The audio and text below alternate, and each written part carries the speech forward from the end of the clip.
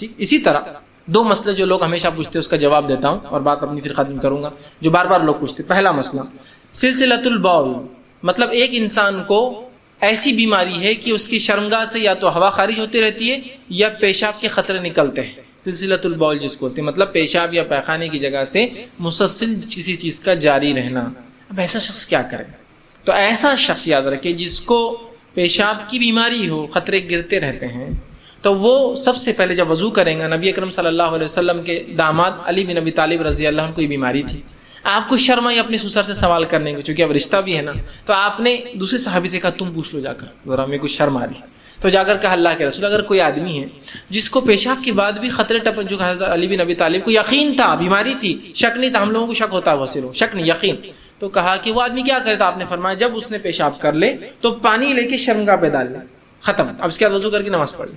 پانی لیجیے، آپ کو لگتا ہے بیماری ہے آپ کو، اور ڈال لیجیے شرمگاہ پہ. شرمگاہ پہ پانی گرے گا ظاہر سے پینٹ کے اس حصے پہ، انڈر ویئر کے حصے پہ، کپڑے پہ لگ جائیں گا جہاں امکان ہے کہ بعد میں پیشاب کے خطرے لگیں گے کیونکہ وہ ڈائلوٹ ہو جائیں گا. تو آپ نے کہا پانی ڈال لے، وضو کرے. اور ایسا آدمی ایک وضو سے صرف ایک نماز پڑھ سکتا ہے. مطلب ایسا ظہر کے لیے وضو کیا تو صرف ظہر کی نماز، اس کے بعد عصر کے لیے اس کو پھر نیا وضو. ظہر کی کتنی رکعت ہے؟ 4 موقعہ، 4 فرض، اس کے بعد 2 موقعہ پڑھ لے، اتنی نماز ہو جائیں گی اس کی. اس کے علاوہ نماز کو مطلب اگر اس وقت نفل پڑھنا ہے تو وہ بھی ہو جائیں گے، لیکن اس کے علاوہ دوسری نماز کے لیے پھر نیا وضو. ٹھیک ہے. سلسلۃ البول، ہوا خارج ہونے کی بیماری ٹھیک تو ہے، تو وہ اس شخص کے لیے یہ ہے کہ ایک وضو سے ایک عبادت کرے. اسی طرح استحاضہ والی عورت کی ان باتوں کو ہم سمجھیں، اور لوگوں کے سوالات پر مشتمل کچھ باتیں میں نے جمع کی. تو آئیے وہ کام جو نماز میں ناپسندیدہ ہے، نہیں کرنا چاہیے، اچھے نہیں ہیں، یا آپ کے سامنے، آپ صلی اللہ علیہ وسلم کے سامنے یا صحابہ نے دیکھے اور پسند نہیں کی کہ بھائی ایسا مت کرو، اس طرح سے کہا. تو پہلے شروعات کریں گے وہ کام جو نماز میں پسندیدہ نہیں ہیں اور ہمیں وہ کام نماز کی حالت میں نہیں کرنا چاہیے. ان سے ہم شروعات کرتے ہیں. سب سے پہلی چیز تو یہ کہ نماز میں سر کو ادھر ادھر کرنا اور آنکھوں سے اوپر نیچے یا دائیں بائیں دیکھنا یہ پسندیدہ نہیں ہے، اس سے منع کیا گیا ہے. نماز کی حالت میں سر کو گھمانا اور نظروں کا گھمانا، میں کہوں گا پھر وہ دائیں بائیں ہو سکتی ہے، اوپر نیچے ہو سکتا ہے، یہ پسندیدہ نہیں ہے. یاد رکھیے یہ بالکل درست نہیں ہوگا کہ کوئی انسان نماز میں ادھر ادھر دیکھے یا سر کو ادھر ادھر ہلائے. بہت سی مرتبہ دیکھا گیا ہم لوگ اس چیز کو بہت معمولی سمجھتے ہیں، اور نماز میں تو کھڑے ہیں لیکن نماز میں کھڑے ہو کر بھی لوگ ادھر ادھر دیکھتے ہیں. مجھ سے کسی نے ایک بار مرتبہ سوال کیا کہ نماز میں اگر کوئی شخص ادھر ادھر دیکھے تو ہم اس کی نصیحت کے لیے کیا کریں، جبکہ ہم نے اسے کئی بار تاکید کی. تو میں نے ان سے کہا کہ آپ ایک کام کیجیے، جب بھی کوئی شخص نماز میں ادھر دیکھتا نظر آئے اور آپ کو بھی دیکھتا ہو تو آپ سلام کر دیں اس کو. کہتا ہے السلام علیکم. اب سلام جب کریں گے تو ظاہر سی بات ہے جب وہ آپ کو دیکھ رہا ہوں گا غیر شعوری طور سے آپ کو جواب دے بیٹھیں گا اور اس کو شعوری طور سے سمجھ میں آ جائے گا کیا غلطی کرتا ہے. تو نماز میں سر کو ہلانا اور نظروں سے ادھر ادھر دیکھنا درست نہیں ہے. بہت سارے لوگ اتنا گھورتے ہیں، اتنا نماز میں لوگوں کو دیکھتے ہیں ادھر ادھر دائیں بائیں جانب، کہ کبھی کبھار دور سے کوئی مصلی بھی جا رہا تو وہ سمجھتا ہے وہ اس کو دیکھ رہا ہے سامنے والا، چونکہ ان کی نظر نیچے نہیں ہوتی ہیں. نماز میں سر نیچے کی طرف ہوں گا اور نظریں سجدہ گاہ، مطلب جہاں آپ سجدہ کرتے ہیں، جہاں سر آپ کا ٹکتا ہے وہاں ہوں گی. یاد رکھیے یہ طریقہ ہے. اب جب سجدہ گاہ کی طرف نظریں ہوں گی تو آدمی ادھر ادھر کیسے دیکھیں گے؟ سر نیچے ہے اور آنکھیں سجدہ گاہ کی طرف ہے جہاں سجدہ کر رہا ہے آدمی. ٹھیک، تو جب ایسا کریں گا تو آدمی ادھر ادھر دیکھ ہی نہیں پائیں گا. تو یہ بہت ناپسندیدہ عمل ہے. نبی اکرم صلی اللہ علیہ وسلم فرماتے ہیں، صحیح بخاری کی روایت ہے، آپ نے فرمایا کہا هو اختلاس یجتلسہ الشیطان من الصلاۃ العبد. آپ فرماتے اور کہتے ہیں یہ ایک جھپٹ ہے جو شیطان نمازی کے اوپر مارتا ہے. مطلب جب ایک نمازی نماز میں سر کو ہلاتا ہے، ادھر ادھر دیکھتا ہے، تو ایک قسم سے یہ شیطان کا اٹیک ہوتا ہے اس کی عبادت کو کمزور کرنے کے لیے، اس کے خشوع کے لیول کو ڈاؤن کرنے کے لیے، اس کے ذہن میں کو عبادت سے نکال کر، پریئر اور ورشپ سے نکال کر کہیں اور وہ کنسنٹریشن لے جاتا ہے، اس کا ذہن گھماتا ہے. تو یہ بات بڑی اہم ہے، یاد رکھیے. ٹھیک ہے کہ جب نماز میں ہو تو ہم دیکھیں، اس لیے کہ یہ شیطان کا اٹیک ہے، حملہ ہے. وہ نہیں چاہتا کہ انسان کوئی بھی کام دل جوئی سے، پورا دل لگا کر کرے، اور خاص طور سے رب کو جو راضی کرنے والے اعمال ہیں اس میں تو بہت زیادہ وہ یاد دلاتا ہے یہ کام کرنا ہے، فلاں کرنا ہے، ادھر دیکھو ادھر دیکھو، یہاں کیا چل رہا ہے وہاں کیا چل رہا ہے. تو آپ نے فرمایا تو شیطان کا اٹیک ہے جو انسان پر ہوتا ہے. ہمیں کوشش کرنا چاہیے کہ ہم نماز کے اندر سر کو ادھر ادھر نہ گھمائیں، آنکھوں سے اوپر نیچے دائیں بائیں نہ دیکھیں، یہ بالکل پسندیدہ عمل نہیں ہے، بلکہ یہ شیطان ہماری نمازوں کو، عبادت کو کمزور کرنے کے لیے یہ کام کرتا ہے، اس بات کو ہم ذہن میں رکھیں۔ دوسرا کام، آسمان کی طرف نماز میں دیکھنا، اوپر کی طرف نماز میں دیکھنا، یہ درست نہیں۔ ابتدائی دور میں آپ صلی اللہ علیہ وسلم جب نماز پڑھاتے تو بہت ساری چیزوں کی اجازت تھی، جیسے کہ کوئی سلام کرتا تو صحابہ جواب دے دیتے تھے، جب سلام پھیرا جاتا تو ہاتھ اٹھا کر سلام پھیرا جاتا تھا، ٹھیک ہے، السلام علیکم ورحمۃ اللہ، السلام علیکم ورحمۃ اللہ۔ نماز میں کبھی کبھار ضرورت کی باتیں بھی کر لی جاتی تھی، یہ ابتدائی مراحل تھے۔ اسی طرح نماز میں آسمان کی طرف بھی صحابہ دیکھتے تھے، جیسا خود اللہ نے قرآن میں فرمایا کہ ہم بار بار آپ کے چہرے کا آسمان کی طرف اٹھنا دیکھتے ہیں۔ آپ صلی اللہ علیہ وسلم نماز میں پڑھتے، دعا کرتے اور آسمان کی طرف دیکھا کرتے تاکہ قبلہ جو ہے رخ بدل دیا جائے۔ قرآن کے اندر یہ کہ ہم آپ کے چہرے کا بار بار آسمان کی طرف اٹھنا دیکھتے ہیں، آج سے ہم قبلے کو جو ہے بدلتے ہیں، اور اب تم جہاں کہیں بھی رہو مسجد حرام کی طرف اپنا چہرہ کیا کرو۔ تو یہ ابتدائی دور تھا، لیکن بعد میں آپ نے چہرے کو اوپر اٹھانے سے نماز میں منع کر دیا۔ یاد رکھیے، بہت سارے لوگ بنا کسی وجہ کے چہرے کو نماز میں اوپر اٹھاتے رہتے ہیں، ہر تھوڑی دیر کو اوپر اٹھاتے رہتے ہیں، ٹھیک، کوئی وجہ نہیں ہوتی ہے ان کے پاس، ایک عادت سی بن جاتی ہے کہ ایڑیوں پر اونچکتے ہیں نماز میں اور چہرے کو اوپر لے جاتے ہیں۔ چہرے کو نماز میں نیچے، میں نے جیسا بتایا، نیچے رکھنا چاہیے۔ آپ صلی اللہ علیہ وسلم فرماتے اور کہتے ہیں، صحیح بخاری اور صحیح مسلم کی روایت آپ نے فرمایا اور کہا، جو لوگ نماز میں اپنی نظریں آسمان کی طرف اٹھاتے ہیں وہ اس کام سے رک جائیں، اور آگے فرمایا یا پھر ان کی جو ہے نگاہیں اچک لی جائیں گی۔ مطلب جو لوگ نماز کی حالت میں اوپر اپنا چہرہ کر رہے وہ اس عمل سے رک جائے، کہیں ایسا نہ ہو کہ اللہ تعالیٰ ان کی نظریں اچک لے، مطلب ان کی بینائی، ان کی روشنی، ان کی آنکھوں سے وہ دیکھتے ہیں اس کو چھین لیا جائے۔ تو نماز کی حالت میں اوپر دیکھنا اور چیزوں کو دیکھنا، یاد رکھیے، یہ منع ہے، اور خاص طور سے اوپر کے تعلق سے نبی اکرم صلی اللہ علیہ وسلم منع کیا کہ نماز میں اوپر کی طرف نہ دیکھو، کہیں تمہاری نگاہیں اللہ رب العزت اس عمل کی وجہ سے چھین نہ لے، مطلب یہ غلط عمل ہے، اس سے اپنے آپ کو ہم کو روکنا چاہیے، یاد رکھیں۔ اسی طرح جو ہے نماز کی حالت میں جو ہے پہلوؤں پر ہاتھ رکھنا، پہلوؤں پر ہاتھ رکھنے سے مراد جو ہے نماز کے، جیسے کہ آپ نے ایک روایت میں فرمایا کہ کوئی نماز کی حالت میں کوکھ پر ہاتھ نہ رکھے، ایک میں ہے کہ پہلوؤں پر ہاتھ نہ رکھے، مطلب اس طرح سے نہ کھڑا ہو، ٹھیک، نماز میں یہ جو حصہ ہوتا ہے پہلو مطلب سائیڈ کا جو حصہ ہوتا ہے، ٹھیک، تو اس پر ہاتھ رکھ کر کھڑے ہونے سے منع کیا گیا نماز کی حالت میں۔ اس کے پیچھے کیا وجہ رہی حدیث میں واللہ عالم کہ کیوں آپ نے اس عمل سے روکا، کیا کرتے تھے لوگ یہ نہیں پتا، لیکن ایک بات تو ظاہر ہے کہ اگر کوئی انسان ہاتھ نہیں باندھ سکتا کسی وجہ سے اور رکھ سکتا ہے تو وہ پھر رکھے ہاتھوں کو چھوڑ دے پھر نیچے، لیکن پہلوؤں پر رکھنا نماز کی حالت میں، یا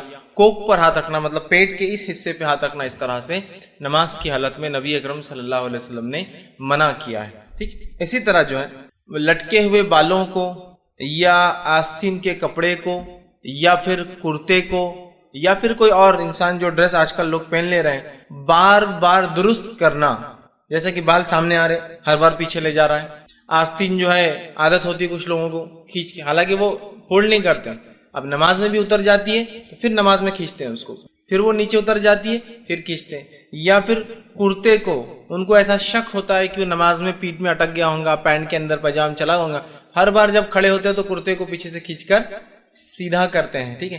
اسی طرح جو ہے اپنی پینٹ کو یا کسی بھی چیز کو، کپڑے کو بار بار نماز میں سدھارنا یہ درست نہیں ہے، ایک آدھ بار ہو جائے، ضرورت کے تحت ہو جائے تو ایک الگ چیز ہے کہ وہ اٹک گیا ہے، کسی کے پیر میں اٹک رہا ہے، ہر بار میرا کرتا اتنا لمبا ہے تو میں سمیٹ سکتا ہوں، لیکن کنٹینیوسلی صرف انکانشیسلی یہ عمل کو لوگ کرتے رہتے ہیں، بالوں کو سدھارتے رہتے ہیں، یہ درست نہیں ہے۔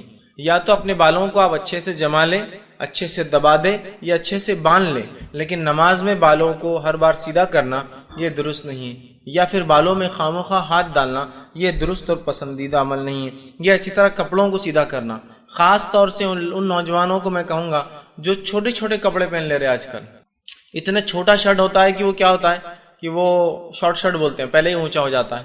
اب ہوتا ہے کہ جب نماز میں آدمی جھکتا ہے تو جھکتے وقت جو ہے پیچھے جو کمر کا حصہ اس کا کھل جاتا ہے، اور پینٹیں بھی ایسی پہنتے ہیں کہ جو بہت نیچے ہوتی ہے کمر پر۔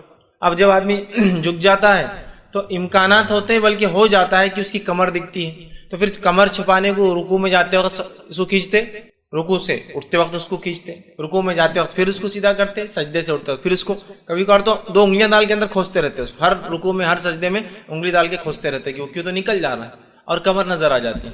اور یاد رکھیے کئی بار میں نے دیکھا ہوں کہ واضح طور سے عورت اور سطر چھپانے کا حصہ بھی ان کا کھل جاتا ہے رکوع کے اندر.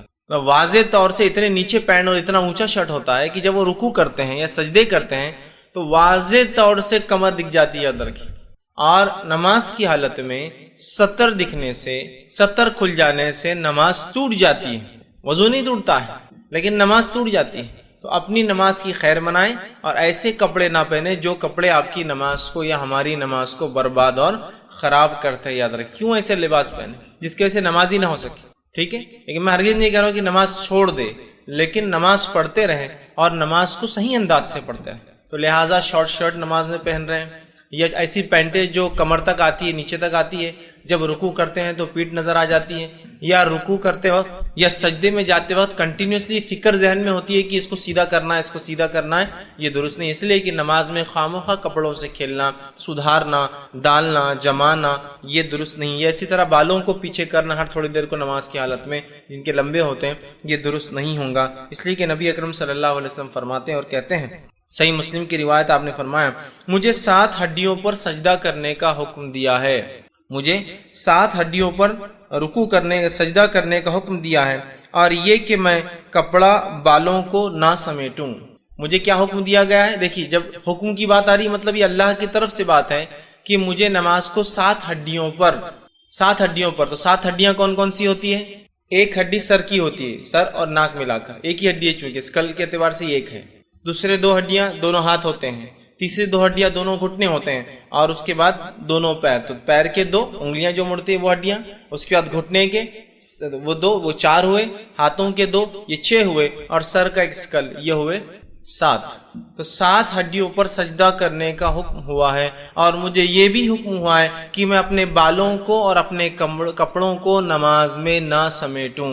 بہت سارے لوگ نماز میں اتنا بڑا کپڑا پہن کے آ جاتے ہیں کہ نماز اپنی جگہ رہتی ہے، رکعت باندھنے کے بعد کنٹینیو صرف کپڑے کو ہی سدھارتے رہتے ہیں. ادھر کا کپڑا لے کے ادھر ڈالتے ہیں، ادھر کپڑا لے کے ادھر ڈالتے ہیں، ادھر سے پکڑ کے رومال کو ادھر صحیح کرتے، ادھر سے پکڑی صحیح کرتے، ادھر سے پکڑی ادھر کھینچے. مطلب ایسے لباس آپ نہیں پہن سکتے جس کو آپ کو نماز میں سدھارنا پڑے.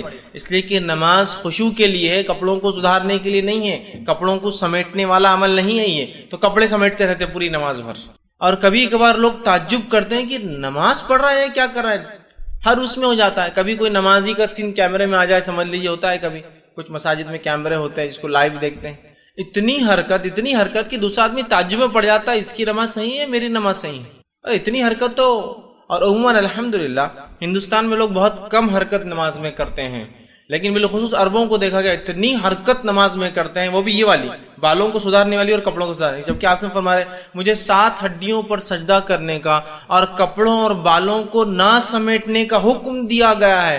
مطلب اس بات کا خاص خیال رکھنے کا کہا گیا کہ یہ عمل مجھ سے نہ ہو.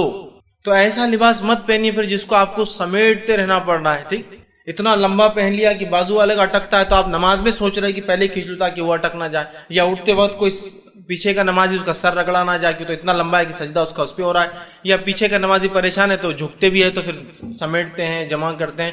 مت پہنیے. پھر چست لباس کا اسلام حکم نہیں دیتا بہت ٹائٹ، لیکن اتنا بھی وہ مت کیجیے کہ اس کو سمیٹنے کے اندر آپ کا وقت ضائع ہو.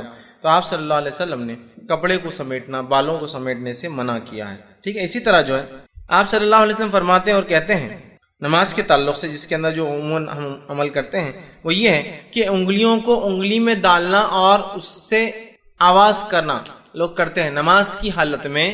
انگلی جیسا نماز میں کھڑے ہو جاتے اور کھڑے پھر کنٹینیو نماز چلو، پھر یہ انگلی لیا، پھر توڑ لی، پھر کنٹینیو نماز چلو، یہ ہاتھ ڈال کے پھر کنٹینیو نماز چالو، یا اٹھتے وقت آپ دیکھیے نماز یوں کرتے پھر کنٹینیو نماز چالو. یہ منع ہے. انگلیوں کا نماز کی حالت میں توڑنا یا ان کو اندر ایک میں ایک ڈال کے اس طرح سے جس کو چٹخارے لینا کہیں گے، انگلیاں آواز کرتی جس کی وجہ سے، یہ نماز کی حالت میں اس لیے کہ خشوع کے خلاف ہے. اب جیسی انگلیاں ٹوٹنے کی آواز آئیں گی بازو والا بھی پریشان ہوتا ہے کیا ہو رہا ہے، اس کا بھی کنسنٹریشن ہلتا ہے. ٹھیک، اور وہ بھی دیکھتا ہے کہ وہ کیا ہو رہا ہے. تو یہ درست نہیں ہے.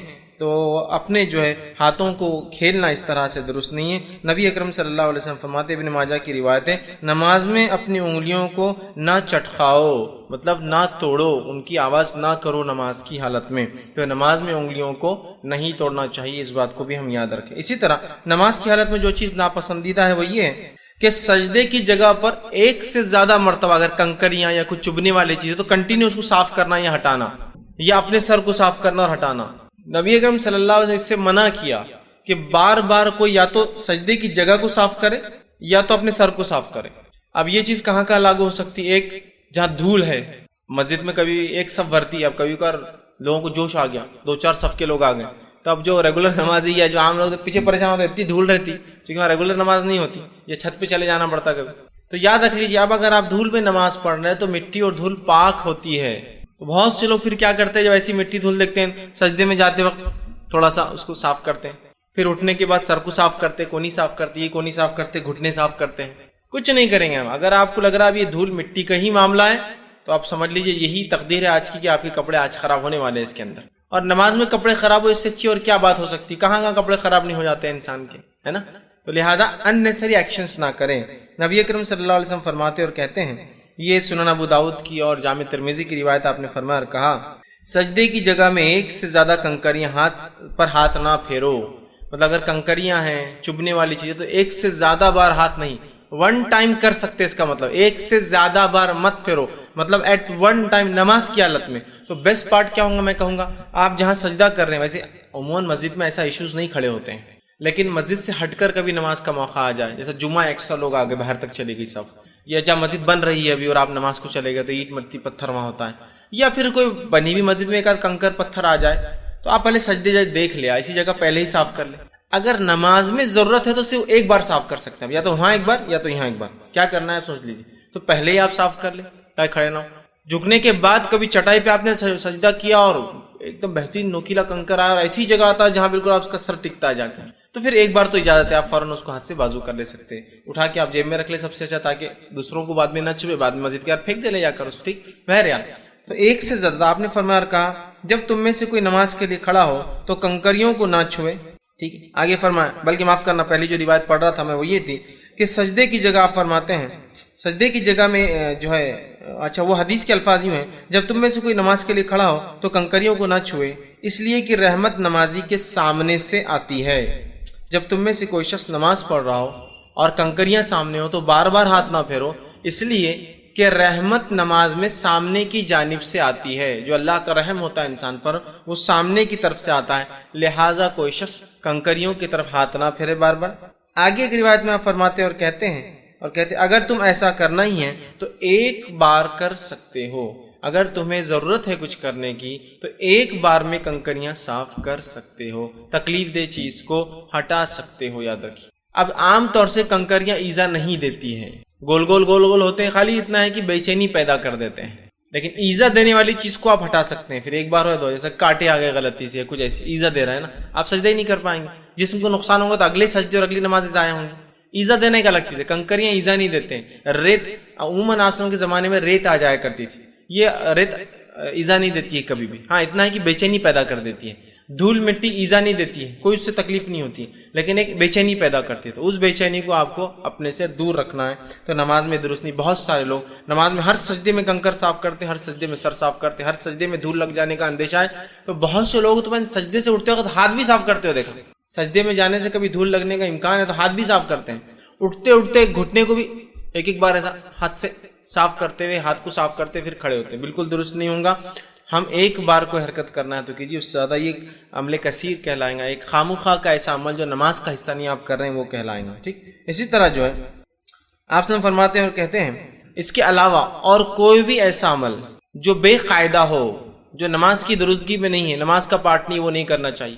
کچھ بھی ہو سکتا بے قاعدہ، جیسا کہ لباس کو سیدھا کرنا بار بار، داڑھی میں بار بار ہاتھ ڈالنا، مونچھوں کو نماز کی حالت میں سدھارنا، بالوں کو نماز کی حالت میں سدھارنا. ایکسٹرا ہے، کپڑے کو چھوٹا پہن کے آگے تو ہر بار نماز میں کھوستے رہنا، یا ان نکلنے کا ڈر ہے تو ہر بار کھڑے ہو گئے، کچھ لوگ وہ کرتے ہیں. یا کچھ لوگ تو پورا نماز سے اٹھنے کے بعد پورا ادھر کا پاجامہ اوپر، ادھر کے پینٹ ادھر سے کھینچتے اور پھر ہر بار نماز کے لیے کھڑے ہوتے ہیں. ٹھیک، تو یہ درست نہیں ہو کوئی بھی عمل. یا پھر نماز میں خامخواہ آوازیں نکالنا. بہت سارے لوگ نماز کے اندر جو ہے ڈکارے لیتے ہیں، حالانکہ وہ ڈکار فطری نہیں ہوتی ہے.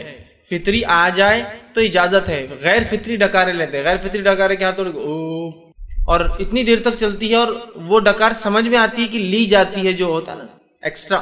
نماز میں ڈکار نہیں. یا نماز میں اچکتے ہیں ایڑیوں پہ، ہر تھوڑی دیر ایڑیوں پہ جاتے اور آتے ہیں. ٹھیک، جیسا کہ کوئی ایکسرسائز چل رہی ہے اس کے اندر، یا پتہ نہیں کوئی نماز کا عمل ہے کہ اس طرح سے کیا جائے.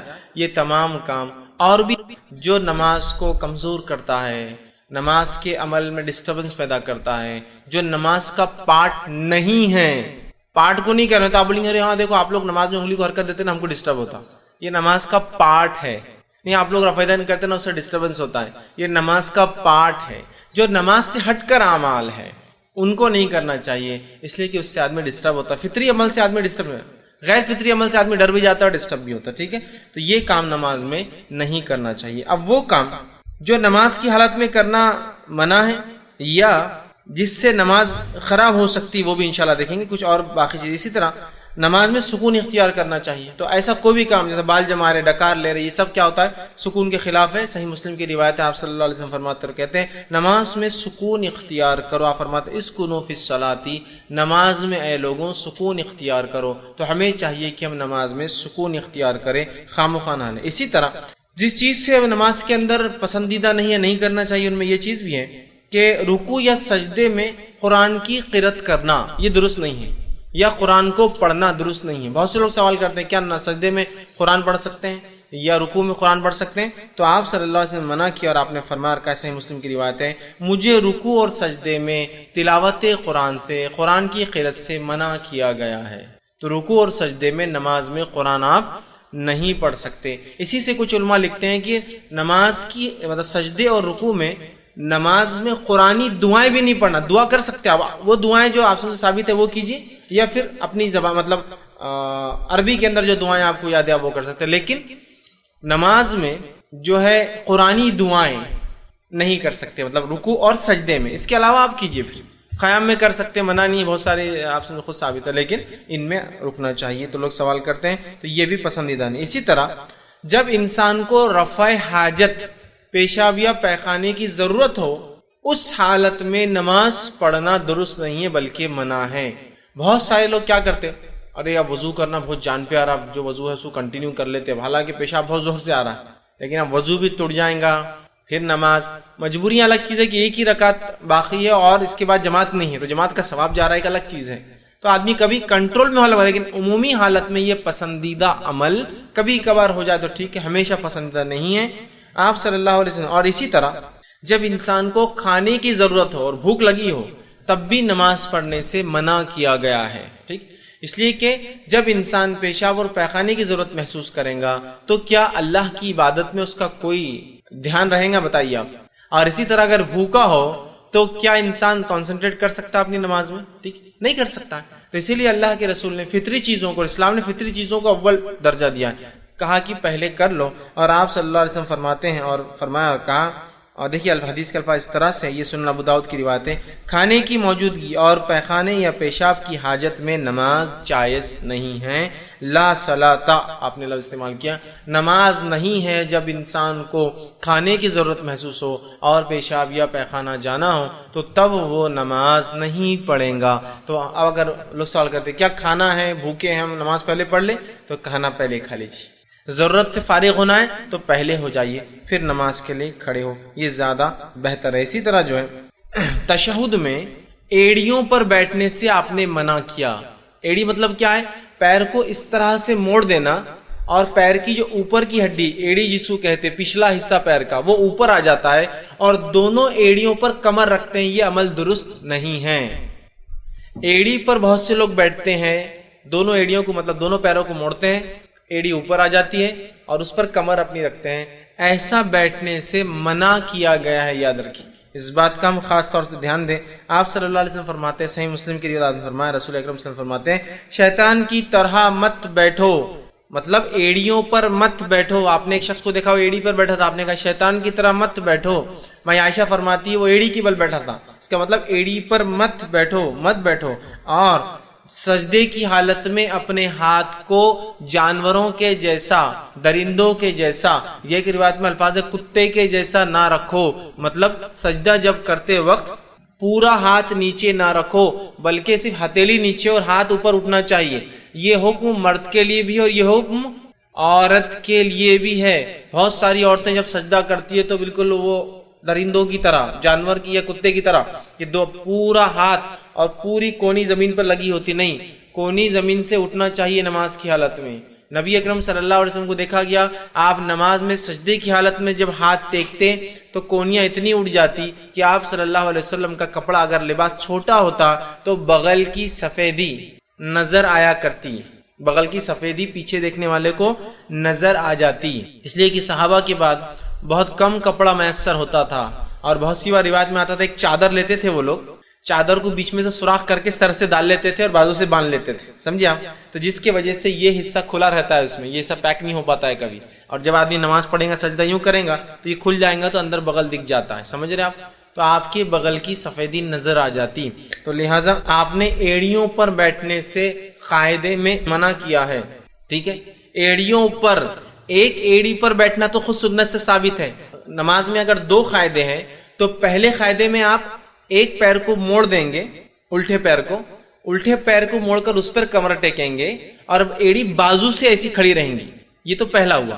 دوسرے قاعدے میں کیا کرنا ہے آپ کو؟ اگر نماز میں دو قاعدے ہیں تو آپ الٹے پیر کی مانڈی پر بیٹھیں گے اور الٹے پیر کو سیدھے پیر کے نیچے سے باہر نکالیں گے، تورک کہتے ہیں اس کو عربی میں، کہ الٹا پیر ایسا رکھا ہوا ہے آپ کا، معاف کرنا، سیدھا پیر اور الٹا پیر کہ مانڈی پر آپ بیٹھے ہیں لیپ پر، اور وہ پیر ٹیڑھا ہو کر ایسا باہر، جیسا عورتیں ہمارے پاس کرتی ہیں عام طور سے، مرد نہیں پڑتے ویسے، تورک کرتی ہے عورتیں، دیکھیے ان کے قاعدوں میں وہ سنت ہے آپ سن کی، تو بہرحال وہ کرنا چاہیے۔ تو ایڑی پر بیٹھنا نماز میں درست نہیں ہے، پہلے اس میں بھی ایڑی باہر رہیں گی اور دوسرے اس میں پیر اس کے نیچے سے نکالا جائیں گا، یاد رکھیں، ٹھیک ہے؟ تو بہرحال ایڑی پر بیٹھنے سے آپ نے منع کیا ہے نماز کی حالت میں، تو بہت سے لوگ ایڑی بیٹھتے ہیں وہ احتیاط کریں، اور درندوں کے جیسے اپنے سجدے میں ہاتھ رکھنے سے بھی آپ نے منع کیا ہوتا ہے، جانوروں کے جیسا ہاتھوں کو پورا رکھنا منع ہے، اور یہ دونوں کے لیے منع ہے، حدیث میں کہیں نہیں ہے کہ یہ عورتوں کے لیے درست ہے مردوں کے لیے منع ہے۔ آپ نے کہا حدیث کے الفاظ اس طرح سے، صحیح مسلم کی روایت، شیطان کی طرح نہ بیٹھو، منع فرمایا، اور کہا کہ اس کے بھی روکا کرتے کہ انسان سجدے میں درندوں کے جیسا بیٹھے، اور تقریباً درندے یا جانور جس کو لیں گے جو جیسا کہ بھیڑیا ہے، کتا ہے، شیر ہے، یہ درندے جو کھاتے ہیں دوسروں کو، یہ سب ایسا بیٹھتے ہیں، ہاتھ نیچے رکھتے ہیں، تو کہا درندوں کے ایسا نہیں، ہاتھ اٹھانا چاہیے، ٹھیک ہے؟ اس بات کو یاد رکھیں۔ اب وہ کام جو نماز کو باطل کر دیتے ہیں، جو نماز میں کرنا جائز ہے لیکن جس کو نہیں کرتے ہیں لوگ، یا جس کو غلط سمجھتے ہیں، جو غلط ہے وہ صحیح بن گیا، جو صحیح ہے وہ غلط بن گیا، ٹھیک، اس کو سمجھتے ہیں، ان میں آج کے دور میں کہوں گا سب سے پہلے جو کام نماز میں، کہ نماز کو صحیح کرنے کے لیے جو بھی اعمال ہوتے ہیں وہ نماز کا حصہ ہے، اور اس میں کوئی مسئلہ نہیں۔ جس میں سب سے پہلے آج جو مسئلہ ہوتا ہے نماز میں، سب سے بڑا خلل ہے موبائل بجنا، ہمارا بس آ گیا ہو، بج گیا، پہلے تو بند کرنا چاہیے۔ اب بج گیا تو کیا کریں گے آپ معلوم آپ کو؟ آپ اسے نکالیں گے اور بند کر کے پھر رکھ دیں گے، یہ بالکل جائز ہے، چونکہ نماز کی درستگی میں، سمجھ رہے آپ؟ نکالیں گے بند کریں، میں اس حد تک کہہ رہا ہوں، بہت سارے لوگوں کو دیکھا گیا نکالتے ہیں، ٹھیک، اور میں نے خاص طور سے جو ہے لوگوں کو دیکھا جو ہے نماز میں نکالتے ہیں اور کٹ نہیں کرتے، صلاح ریسیو کر کے صلاح، مطلب نماز میں یہ نہیں کر سکتے آپ کٹ کر سکتے ہیں اور پھر رکھ لیجیے۔ اب کٹ کرنا بھی اور بند کرنا دونوں جو بھی ہو سکتا ہے آپ نے کیا، اور آپ کو سب کو آئیڈیا ہوتا ہے اپنے موبائل فون بند کیسا ہوتا ہے، نکالا اور ڈال دیا، یہ کیا جا سکتا۔ پوری لوگوں کی نماز خراب کرنے سے اچھا یہ عمل ہے۔ ہاں بس یہ مسئلے کا علم نہیں ہوتا، یہ مسئلے کا علم نہیں۔ اب ہوتا کیا ہے، نماز میں گری ہوئی ٹوپی برابر اٹھا کے پہنتا ہوں لیکن موبائل نہیں کٹ کرتا، نہیں غلط عمل۔ پھر گری ہوئی ٹوپی اٹھانا کہاں سے ثابت ہے؟ کئی بار گر رہی، ہر بار اٹھتے وقت پہن رہا ہوں، پھر چھوڑ دینا اس کو بھی۔ جب آپ موبائل کو نہیں بند کر سکتے ٹوپی بھی نہیں اٹھانا چاہیے۔ تو کیا ہوتا ہے، ہم کو علم نہیں مسئلے کا، اور لوگ بولتے بھی نہیں۔ دیکھیے موبائل اگر بچ جائے تو نکال کر بند کرنا درست ہے، آپ لوگ بند کر لیا کیجئے، تو کتنے لوگوں کو علم ہو جائیں گا نا؟ نہیں، یہ تو نہیں بولیں گے۔ جو علمی مسئلہ یہ ہے کہ بعد میں یا پہلے بول دیا جائے موبائل بج بھی جائے تو بند کر لیجئے، نماز سے پہلے ویسے احتیاطاً بند کر لینا چاہیے۔ انسان ہے لیکن غفلت ہوگی، اس کو لگا بند کیا لیکن اس نے بند نہیں کیا تھا۔ کسی کا لے کے آیا گھر میں کوئی بیمار ہے، کسی نے کہا ہینڈ سیٹ رکھو بھائی تمہارے پاس بیمار ہے، تمہارے گھر میں کال کی ضرورت، اس کو استعمال کرنا آتا نہیں بیچارے کو، بج گیا، تو ایٹ لیسٹ یہ تو معلوم ہو کٹ کر سکتا ہے۔ تو یہ کرنا چاہیے نماز میں، اس لیے کہ اس سے انشاءاللہ نماز میں کوئی فرق نہیں آتا۔ ٹھیک، اسی طرح جو ہے نماز میں بات چیت کرنا، ٹھیک، وہ بات چیت جو نماز کی درستگی کا حصہ جائز ہے، لقمہ دینا، سبحان اللہ کہنا غلطی ہونے پر، ٹھیک ہے، یا ایسی حرکت کی عورتیں آواز کرے کہ امام سمجھ جائے کہ اس سے کچھ نہ کچھ غلطی ہو رہی ہے، یہ تمام چیزیں نماز کے اندر بھی یاد رکھیے جائز ہے، اس میں کوئی مسئلہ نہیں۔ ٹھیک، اسی طرح کوئی معمولی سا کام ایسا کرنا جیسا کپڑوں کو سیدھا کر لینا، معمولی سا، بکثرت کپڑوں کو سمیٹنا منع ہے۔ یہ تو معمولی سا کام جو ضروری بھی ہے کپڑے کے تعلق سے، وہ کرنے میں کوئی حرج نہیں، یہ سب کر سکتے ہیں۔ ایک بٹن سے دوسرا بٹن مل گیا، جب آپ اٹھے پورا شرٹ ہی اٹھ جا رہا ہے اوپر، ہوتا ہے نا کبھی، تو خالی آپ نے معمولی سا کھینچ لیا اس کو، یہ ہو سکتا ہے، لیکن یہ نہیں کہ آپ نے چھوٹا شرٹ پہن کے پورا ٹائم کھینچ رہے ہیں، وہ میں نے بس تفصیلات لے لی. معمولی سی کوئی حرکت آپ کر سکتے ہیں جو نماز کو صحیح کرنے کے لیے. اسی طرح کھانسی کا آ جانا جو کہ اس کے بغیر چارہ نہیں ہوتا انسان کو، چھینک کا آ جانا جو کہ اس کے بغیر چارہ نہیں ہوتا ہے. اسی طرح جمائی کا آنا اور اس کو آپ کا روک رہا، اس لیے کہ آپ سے حدیث فرمایا جمائی کو روکو، اسے لینا نہیں چاہیے. ٹھیک، یہ کرنا. لیکن کھانسی آنے پر ٹھیک ہے آپ کوشش کریں کہ اس کو روکے، لیکن جو مجبوریاں ہیں وہ تو ہوں گئی. ہمارے پاس ہوتا ہے کہ نماز کے حالت میں اگر چھینک آ رہی ہے تو اس کو ایسا تو بھی روکتا ہو نماز کے تھر کانپتے، جو کہ چھینک مشکل ہوتی ہے. اور جمائی جو نہیں لینا ہے وہ نمازوں میں چالو ہے، کنٹینیو نمازوں میں جمائی. جو لینا ہے اس کو روکتا ہے، جو نہیں کرنا ہے وہ شروع ہے نماز میں.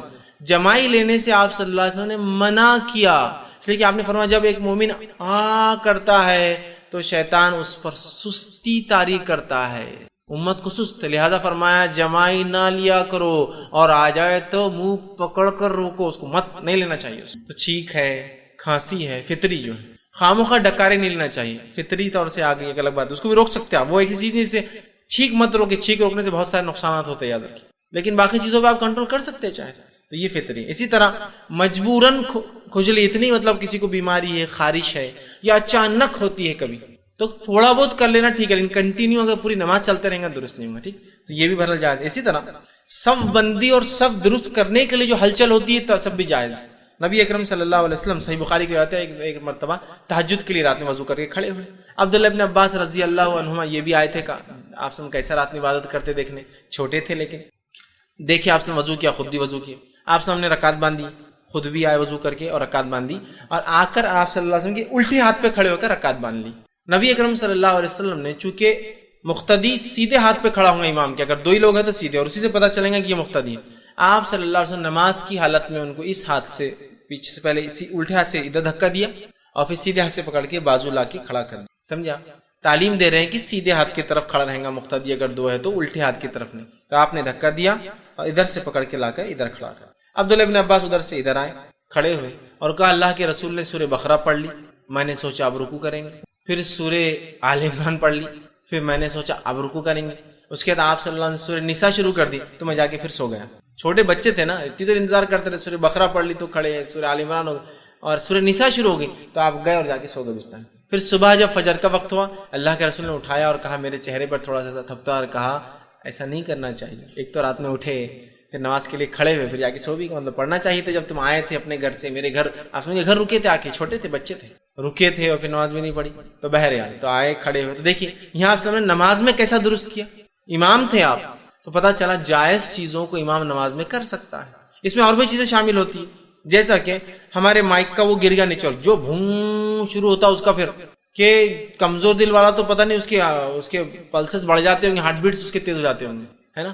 تو مائک کو اٹھا لیا، مائک کو تھوڑا سا بہت کرا، تھوڑا نیچے کر لیا، کیونکہ بہت پوری مسجد کے 100 لوگ تکلیف اٹھاتے ہیں، ہزاروں لوگ جمعے کی نماز میں، ہے نا. تھوڑا کر سکتے ہیں یہ سب چیزیں تھوڑا سا. اسی طرح رکعت تو باندھ لی اور پھر دیکھا سامنے موزی چیزیں، چونٹیاں ہیں، اگر سجدہ کروں گا تو کاٹ سکتی ہے، تو تھوڑا سا امام خود ہل گیا بازو، چونٹیاں ہیں نا، کاٹ سکتی ہے نا اتنی بہت.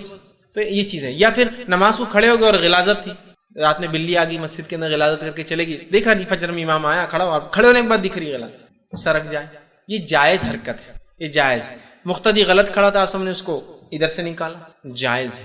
اسی طرح نماز کے لیے دو لوگ کھڑے ہیں، امام کھڑا ہے، مقتدی بازو آ کے کھڑا ہے، چونکہ دو ہی لوگ نماز میں تو صف بننا ضروری ہے، تو صف دونوں کیوں نہیں. اب مصلی آیا ایک اور، اب اس کو کھڑا ہونا تو وہ بازو نہیں کھڑا ہوگا. اب ٹھیک، وہ کیا کریں گے معلوم، امام کو پیچھے سے دھکا وہ کریں گا تو امام تھوڑا آگے سرک جائیں گا. مطلب آپ پیچھے صف ہو گئی ہو، امام آگے سرک. اگر آگے جگہ ہے تو بیسٹ یہ ہے کہ اگر دو لوگ کھڑے ہیں تو امام اپنے مصلی سے بالکل پیچھے وہیں کھڑا ہو، اس کے پیچھے والی صف میں، اور مقتدی بازو. جیسے کوئی مقتدی آئے گا اس کو دھکا دیں گا، امام اپنے مصلی پہ چلے جائیں گا، مقتدی پیچھے صف بنا لیں گے. سمجھ رہے آپ؟ لیکن اس کا بھی علم نہیں ہوتا. بس یہ جائز حرکتیں ہیں، یہ جائز آگے پیچھے ہونا یہ نہیں کرتے ہم. اور جہاں جو نہیں کرنا ہے وہ کرے، ٹوپی اٹھا کے رکھ رہے. میں نے دیکھا ٹوپی گر کے رول ہوتے ہوئے دور گئی تو نماز میں پورا آگے جا کے بھی لے کے آتے اس کو اپنے پاس، جو کہ نہیں کرنا ہے. اور جو کرنا ہے صفوں میں، صف بندی کے ادب میں نہیں تھوڑی ہو سکتا. ایک امام اور ایک مقتدی ہے تو امام آگے کھڑا اور مقتدی پیچھے کھڑا، یہ تھوڑی نماز ہوگی، چونکہ صف ہی نہیں بنی. صف کہاں بنی؟ یہ مسئلے کا علم ہونا چاہیے، یہ بہت اہم چیز. ایک مرتبہ میرا ایک قصبے سے جانا ہوا وہاں الحمدللہ ایک گھرانہ اہل علم تھا، علم رکھتا تھا، بہت چھوٹا دن قصبہ، مجھے نہیں معلوم تھا، اسی دن پہ تعارف ہوا. فجر میں گیا تو دو آدمی نماز پڑھتے فجر کی، اور جلدی نماز تھی اور راستے پہ مسجد تھی وہ. تو جب میں وہاں گیا وضو کر کے جا کر بازو کھڑا ہو چکی، میں ڈرا ہوا تھا کہ اگر میں دھکا دوں گا تو ایک نیا مسئلہ، امام کو دھکا دینے ہمارے بولتے ایک نیا مسئلہ، انہوں نے رسک نہیں لینا. میں خاموشی سے آ کر دو کھڑے تھے، تیسرا کھڑا ہو گیا. ہمارے دو اور بھی ساتھی تھے، بولے نہیں ابھی کھڑے ہو جاؤ، یہ گاؤں کی مسجد ہے، بہت جھگڑے ہو جاتے ہیں، چھوٹی چھوٹی چیزوں پہ جھگڑے ہو جاتے ہیں. جیسے میں بازو کھڑا ہوا، امام علم رکھنے والا تھا، وہ آگے بڑھ گیا خود بخود، وہ آگے بڑھ کے چلے گئے مسلح، چونکہ وہ ایگزیکٹلی اپنے مسلح سے امامت کے پیچھے کھڑے تھے. ایک آدمی بازو، جیسے میں کھڑا ہوا وہ آگے چلے گئے، اور پھر ہمارے بازو والے کھڑے ہوئے، سب بن گئی، ان کو علم تھا اس مسئلے کا. بعد میں وہ دیکھنے لگے، ارے بولے آپ نے مجھے وہ نہیں کیا. میں نے کہا ہم کو پہلے ڈر لگا ہوا تھا، ٹھیک ہے، کہ آپ کو دھکا دیتے رہے، کہ میں بازو والا شروع ہو جاتا ہم کو ثواب کی نیت سے، کہ امام کو دھکا دے رہا، امام کو ہٹا رہا نماز میں، اتنا بڑا گناہ. تو والا میں نے رسک لینا پسند نہیں کیا کہ امام کو ہٹانے کا. وہ بھی ہنسنے لگے، کہا نہیں صحیح کیا آپ نے، بولے علم نہیں ہوتا لوگوں کو، لیکن اس مسجد میں الحمدللہ ہم لوگ علم رکھتے ہیں اور ہم لوگ ایسا عمل کرتے ہیں. میں نے کہا بڑی بات ہے، لیکن بھائی ہر جگہ کی حالت اس طرح سے نہیں ہے، ٹھیک. تو یہ ہلچل جائز ہلچل ہے، آپ کر سکتے ہیں. اسی طرح امام خیرت بھول جائے، غلطی ہو جائے تو آواز دینا، یہ بھی میں نے تفصیلات آپ کر سکتے ہیں. اسی طرح نماز میں آپ کے آگے سے کوئی جا رہا ہے تو آپ اس کو نماز کی حالت میں روک لیں گے، ٹھیک ہے، یہ جائز عمل ہے. ہمارے پاس کیا ہوتا ہے، دیکھیے ایک کیس تو یہ ہوتا ہے، نماز میں آپ کھڑے، کوئی چلا گیا، اب وہ گیا اور دل میں کچھ نہیں، اس کو بس دل میں. دوسرا کیس، دکھتا نہیں گیا، نماز پڑھ رہا تھا میں اور چلے گئے میرے سامنے سے، مطلب وہ سمجھتا نماز ٹوٹ گئی اس کی، تو وہیں شروع جھگڑا. میں ایک مرتبہ کچھ بڑے لوگوں نے پیچھے صف بنا دی، 2 صف مسجد میں آگے بنی، رمضان کا مہینہ تھا، مغرب کی نماز تھی. یہ سے 2 پیچھے کیسے کھڑے ہو گئے لوگ، بیچ میں 2 صفیں بیچ میں خالی ہے اور راستہ بھی نہیں جانے کا. تو میں آگے گیا اور صف میں سے گیا، پورا ایسا صف پورا توڑتے، صف کے بیچ میں نمازیوں کے سامنے سے. چونکہ جب صف آگے خالی ہوگی، پیچھے مقتدی کوئی کھڑا ہوگا، اور اگر میں صف پوری کرنے آگے جاؤں تو مجھ پر گناہ نہیں ہے ان کی نماز کا، چونکہ انہوں نے غلط کھڑا کیا اپنے آپ میں. چلا گیا، اب چلا گیا تو اس میں سے کیا ہو گیا، ایک ہی ہوشیار تھا پورے صف میں، باقی سب تو کھڑے تھے، ایک نے توڑ دیا، ٹوٹ گئی رے، ٹوٹ گئی نماز اپنی بس. اور دوسرے 2 نہیں توڑ رہے، توڑو. اور بعد میں نماز کیا مولانا سمجھتا نہیں کہ تو ہمارے سامنے چلے گئے. میں نے کہا کیا جاہل مولانا، تم پیچھے ویسے ہی کھڑے ہو گئے، مطلب مولانا کو زیادہ سمجھتا نا، مولانا بول رہے نا، تو کیا جاہل مولانا تم پیچھے کھڑے ہو گئے سب بنا کے. نہیں، بولے میرے کو جلدی جانا تھا. اگر ایسی سب جلدی جائیں گے تو مسجد اندر رہیں گی، اس سڑک پہ نماز پڑھ کے لوگ نکل جائیں گے. جلدی تھی کہتے ان کو، تو پیچھے سب بنا لی انہوں نے. ہو سکتا دعوت ہوں گی، رس زیادہ ہوں گا، تو وہ دعوت میں سے ادھر نماز صف نہیں ملیں گی تو گھر چھوڑ کے یہاں نہ بڑھاؤں گا. آپ لگا کہ یار دستر تو جب بھی بچ جاتا، صف مغرب ہوتے لوگ پڑھ لیا، دستر بچ جاتا، تو پیچھے کھڑے ہو گئے. میں نے کہا کیا جاہل، تم کو اتنا بھی نہیں سمجھا کہ تم ایسی صف نہیں بنا سکتے. تو کچھ نہیں، خاموش ہو گیا تم، چونکہ غلطی ان کی تھی، اور توڑا بھی دیا اس نے. تو 2 ہوتے ہیں، ایک تو یا تو دل میں کڑتے ہیں، دوسرا نماز توڑ دیتے ہیں. آپ کو کیا کرنا ہے، جب کوئی نمازی کے آگے سے جا، آپ فرماتے ہیں اس شخص کو وہ روک لیں گا. حدیث کے الفاظ کیا ہے دیکھیے، صحیح بخاری اور صحیح مسلم کی. جب کوئی سترے کے طرف منہ کر کے نماز پڑھ رہا ہو، اب امام کے آگے جو ہے وہ اس کا سترا ہو جاتا ہے، لیکن اگر میں اکیلا پڑھ رہا ہوں تو میرے آگے کوئی چیز ہے تو وہ میرا سترا ہے. اور کوئی اس کے آگے سے گزرنا چاہے، مطلب وہ سترے کی لمٹ کے اندر سے، سجدہ گاہ کے اندر سے، تو آپ فرماتے آگے سے گزرنا چاہے تو اسے روک دے. اگر وہ رکنے سے انکار کرے تو لڑے. حدیث کے الفاظ آپ نے فرمایا لڑائی کرے، اس لیے کہ وہ شیطان ہے جو نمازی کے سامنے سے جا رہا ہے. جائز لڑائی ہے، کر سکتے ہیں آپ کہ روک دینا ہے. نہ رکے تو دھکا دے، نہ رکے تو لڑائی کرے اس سے کہ میں جانے نہیں دوں گا تجھے یہاں سے. لڑائی مطلب آپ نماز میں اس کو دھکا دے سکتے، آپ اس کو مار سکتے کہ یہاں سے نہیں جانے دوں گا، باقی کہیں سے بھی جا. اس لیے آپ نے فرمایا اگر تم میں سے کسی کو میں بتا دوں نمازی کے سامنے سے جانے کا گناہ کیا ہے تو تم 40 تک انتظار کرو گے. راوی کہتے ہیں میں بھول گیا آپ نے 40 دن کہا یا 40 سال کہا، میں بھول گیا، لیکن ہم 40 دن اور 40 سال کو بھی اگر چھوڑ دیں، 40 منٹ بھی لے لے تو بہت ہے. 40 منٹ رکے رہے انسان کم از کم، سمجھے، 40 تک رکے رہوں گے. راوی کہتے ہیں بھول گیا دن بولا یا سال بولے، مطلب نہیں جانا چاہیے اور یہ جائز ہے روکنا. لیکن اگر چھوٹے بچے ہیں نماز میں سامنے جاتے کچھ نہیں ہوتا ہے. نبی اکرم صلی اللہ علیہ وسلم نماز پڑھتے تھے، حسن حسین اور امامہ آپ کی جو نواسی تھی یہ نماز میں آ جایا کرتے تھے.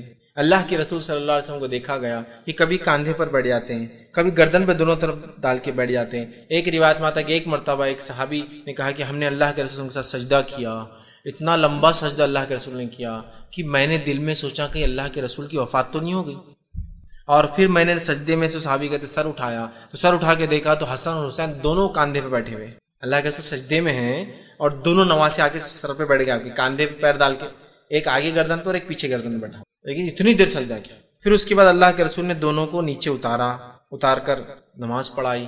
نماز کے بعد وہ صحابی کہتے کہ ایک صاحب آ کر تھوڑا دیکھنے لگے، بچے دونوں گھورنے لگے کہ کیا تمہارے وجہ سے ہم کو لیٹ ہوتے، تو آسلام نے دونوں کو جو ہے ایک مانڈی پہ ایک کو اور دونوں کو بٹھایا اور کہا یہ سیدین ہیں، ٹھیک، یہ دونوں ماسٹر ہے، یہ دونوں بڑے ہیں اس قوم کے، اور جو ان سے محبت کرتا ہے ان سے میں محبت کرتا ہوں۔ تو صحابی خاموش بیٹھ کے چلے گئے۔ تو اس سے کیا پتا چلا؟ بچے نماز میں سامنے آنے سے کچھ نہیں ہوتا، پیٹ پہ بیٹھ سکتے ہیں، ہوتا ہے نا بچے بیٹھ جاتے ہیں۔ پھر آپ نے حدیث میں یہ بھی کہا الفاظ کہ بچے گھوڑے پر بیٹھنا چاہ رہے تھے، میں نے سوچا تھوڑی دیر بیٹھ کر مزہ لے لیں، ہوتا ہے نا بچوں کو گھوڑا بن جاؤ، چلو بیٹھ گئے، تو ہو سکتا ہے اللہ کے رسول ایسا کرتے ہوں گے گھر میں بھی، اب جب نماز میں آئے تو بیٹھ گئے، تو کہا بچے گھوڑے پر بیٹھنا چاہتے تھے، میں نے سوچا تھوڑی دیر انتظار کر لو، بچے مزہ لے لیں، اس وجہ سے آپ نے سجدے کو لمبا کر دیا۔ اسی طرح ایک روایت میں آتا آپ فرض نماز کے لیے نکلے، آپ کی نمازی ماما آپ کو چھوڑ نہیں رہی تھی، آپ اس کو ہی گود میں لے کے نماز کے لیے، گود میں وہ آپ سمجھ کی تھی، آپ نے اللہ اکبر کہا، وہ گود میں بیٹھی اور آپ نے قیام کیا، اس کے بعد آپ نے اللہ اکبر کہا، نمازی کو بازو رکھا اور رکوع کیا، پھر آپ نے دونوں سجدے کیے،